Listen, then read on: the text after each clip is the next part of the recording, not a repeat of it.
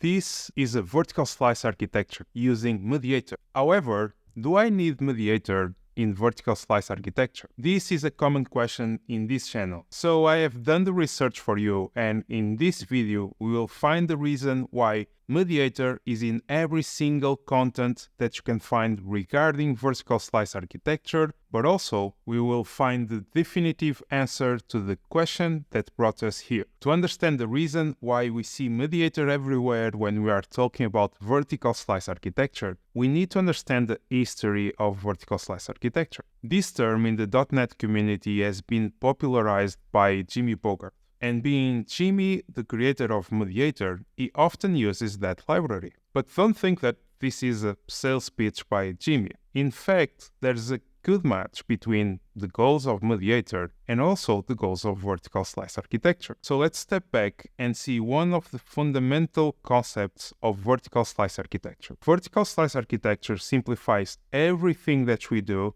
everything that we implement in our softwares, to a simple idea. Everything is a request that should be handled and that will return a response. So you have requests, handlers, responses. If you have used MediatR, for sure you know that. In MediatR, you also have requests, handlers, and responses. And handling a request might mean a lot of things. Inside of that box of the handling, it will fit everything from validations, logging, handling the request itself, mapping objects, everything goes inside of that box. And if you know MediatR, you know that MediatR already has the concepts of requests, handlers, and responses. So why not using MediatR for that? Not only that, but that simplification that we are doing of considering a lot of things, the handling of the requests, is something that with MediatR, with a pipeline of behaviors, that is one of the things that you can take advantage of MediatR, you can simplify your job. So if you want to have pre-processors or post-processors, or defining your own pipeline of behaviors with MediatR, that is quite easy. So you can consider that everything that MediatR will do for you, it's basically part of the handling request. So let's take a look into this example. I have my application, and in this application you can see here that I'm using MediatR. In this case, I extracted a single feature, a single slice into this project just to reduce the scope of the video. And here you can find my feature that has a set of things inside. First thing that I have is a record that represents the request. Then you can find my request handler.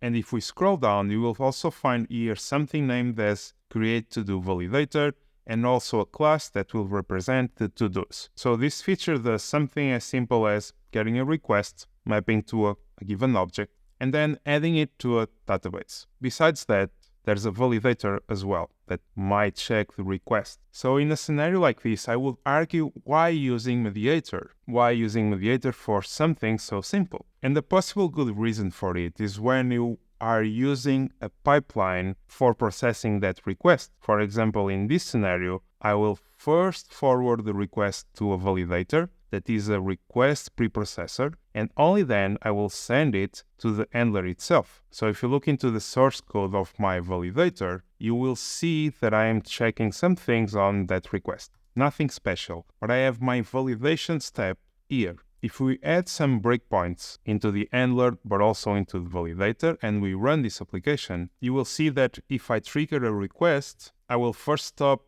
on the breakpoint on my validator here, because it's a preprocessor, and then I will stop on my handler. So my point is, if you are building a pipeline like this, if you want to have preprocessors, post-processors, you want to use behaviors to have things like logging, and you want to use the MediatR design pattern, why not using MediatR, the library that already exists and is a good library? So that is a valid point. However, for simple scenarios like this one, seeing this abstraction of having my preprocessor, for example, it's something that doesn't bring a lot of value into my source code.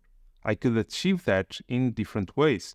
I could simplify this source code by even removing that create validator. So let's see if I can do it to find our answer if we in fact need MediatR or not. And if not, how can we do it? So I will go step by step. First thing that I will do is to move this source code from the validator directly into my handler. We could also have a class that is our validator and we call it, but I will just remove the source code from here and add it to my handler.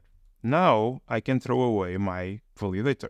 Once I do this, now the only thing that MediatR is doing is that when I receive my request, I will send the request to MediatR and MediatR will assign that request to this handler. As you can see here in our endpoint, so our post endpoint is calling mediator.send. I want to throw that away. I want to find another way of doing it. So what I will do is that I will go back to my handler, and for now I will dump down my code completely. So I will throw away this iRequest handler from MediatR. I will remove from here the using, just to make sure that it complains for everything that is regarding MediatR. Clean up the interfaces. Let's go to our setup. On the setup, we don't have the create to do validator anymore. And in our program.cs, let's throw away the add mediator. And one extra step is removing the package itself. Once you remove the package, our endpoint will start complaining because we are expecting to have here the mediator. However, what can we do? We can simply use our handler directly. Let me just rename this to handler. So instead of having here our mediator, what we'll do is to receive the handler itself. And instead of calling mediator.send, we'll call the handler.handle and provide the request. So the code is basically the same. Remove the using. And if we run our application again and we execute the same request, we will see that the request is being handled by that handler, with the benefit that we simplified our source code in this case. So the answer to the question, do I need mediator in vertical slice architecture, is no.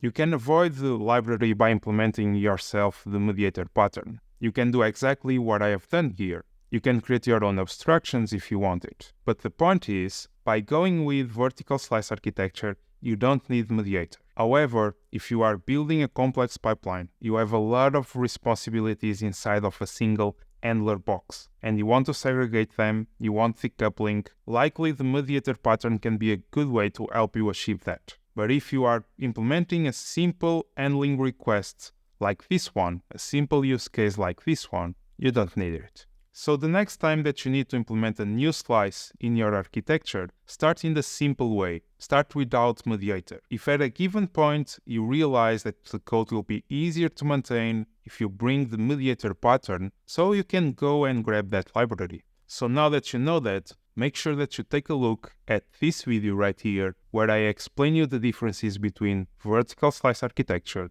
and clean architecture.